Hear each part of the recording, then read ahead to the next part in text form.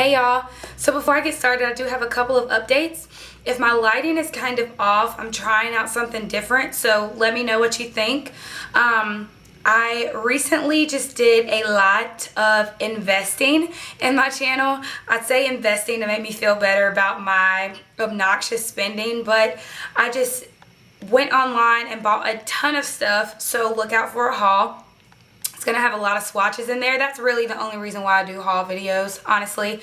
I've never really been a huge fan of product hauls unless it includes a swatch, just so I can kind of see what it looks like on different skin tones and stuff like that. But along with all the products that I got, I also got a new camera and a ring light. So I'm really excited about that and the increase or boost in my video quality. So jumping right into my favorites for this month, I don't really have that many. I only wanted to mention the products that I really loved for the entire month. So jumping right in, the first is the Stila All Day Waterproof Liquid Liner. I have mentioned this before, but I think it was in a haul video. The shade is Intense Black. It just looks like this. It's just a felt tip liner, but it is waterproof. It is really, the felt tip is really fine, so you can really make those crisp wing liners. You can get, you can be really precise with it. This is it, just swatched one time on the back of my hand. And I just lick my finger and you see it isn't going anywhere. So I love this stuff. I said the first time that I bought it, this is probably my second one. The first time that I bought it, I said that I probably wouldn't repurchase it just because it is on the pricier end. But you see, I have another one. So it is worth every single penny. If you're not super experienced with a wing liner and that's the look that you're going for, it can be a little bit more difficult. Not to say that it makes it any harder, but wing liner is wing liner. But I do love this. I definitely plan on repurchasing it until I find something better. And if it ain't broke, don't fix it. Next is the Mercier Loose Setting Powder in Translucent. It looks like this. It does have a kind of a deep top, which is what I use to put a little bit in, dab my brush in it, and then use it on my face. But it does also have a sifter. Let's see if you can see it. I really don't even think I've touched what's down here. I'm showing just a little bit here on my finger. It is probably the only translucent powder that I've ever used that doesn't give any flashback. And it really does, if you're looking for the look where it's, your face is beat to the gods, it will change the entire appearance of your makeup. Typically what I'll do is I'll use it as an all over setting powder. I don't use it just to set my under eye highlight. I use it with the e.l.f. powder brush typically, or I'll use my Sedona Lace buffing brush. Get into these layers though, yes. Yeah, I don't have it on me right now, but the Sedona Lace buffing brush, and I'll just put it in there, dab it all over my face, and then buff it in. It will change the entire appearance of your look once you do that and hit it with a setting spray. Yes, girl. Next is the Becca Shimmering Skin Perfector Pressed in Champagne Pop. It seems that everything that I mentioned in my last haul video is now becoming a favorite, but it just looks like this. I'm not going to go into too much detail. It is what I have on right now.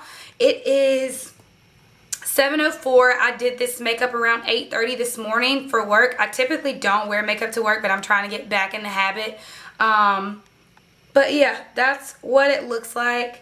And I don't know, I just love this stuff. It really gives you that very nice, happy pregnancy without the pregnancy kind of glow, if you get what I'm saying. I love all the Becca highlights, and I really want to give some of the other highlights a go just because, it's the new thing.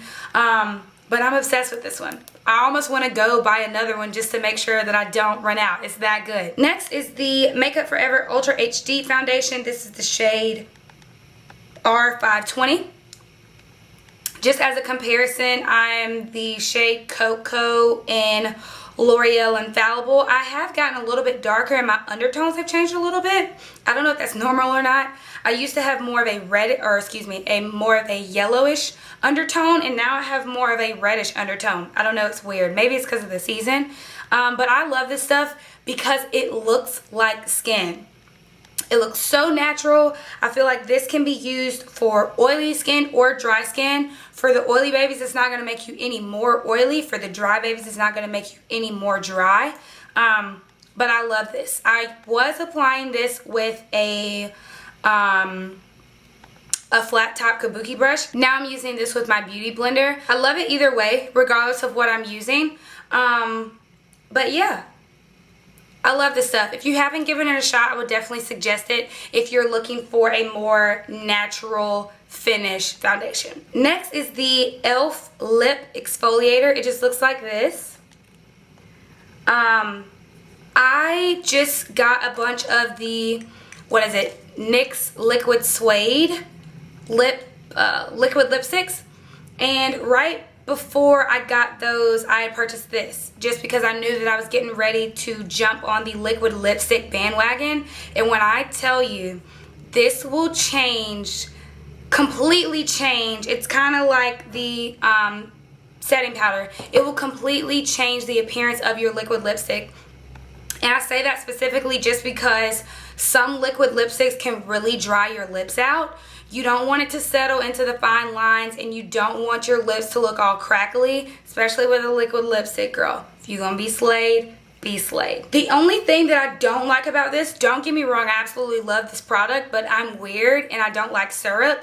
I know, I don't like syrup. What do I eat on my pancakes? Just butter. It kind of tastes like syrup. Not really syrup, but like a mapley flavor, and I don't like that. But other than that, I love this. I used it before and I stopped using it because I have eczema and it caused my lips to break out, but hasn't given me any flare-ups thus far. So yeah, loving this stuff again. And last but certainly not least, it is the Clinique Facial Soap Oily Skin Formula. And it says combination oily to oily. So it just looks like this in the box. I have been using this, but I put it back in the box just because I didn't want it sitting on my countertop here. But this is what it looks like. It's just a bar of soap. The reason that I got this is because I felt like makeup wipes were kind of just smearing makeup all over my face, you know, putting it deeper inside my pores. I didn't feel like it was getting the makeup off my skin well enough, therefore causing breakouts. So now what I'll do is I'll take that soap, lather it up really well with this sponge. It's just a regular sponge. You can get this from just about anywhere. And I'll just go all over my face. It does burn my eyes just a little bit, so if you were to try this, be careful not to get it in your eyes. But I just go all over my face, everywhere. And it does, using the sponge, it makes sure that it gets it all the way off, and it is a light exfoliator. So I'll just go in with that, and once I use this to remove all my makeup, I'll go back in with my face wash just to make sure that everything's off my face. I do have very sensitive acne prone skin, so I always make sure that I'll use my face wash in addition to this. This is just more so I can get all of my makeup off. So like I said, I really didn't have that many products to share with you guys this month.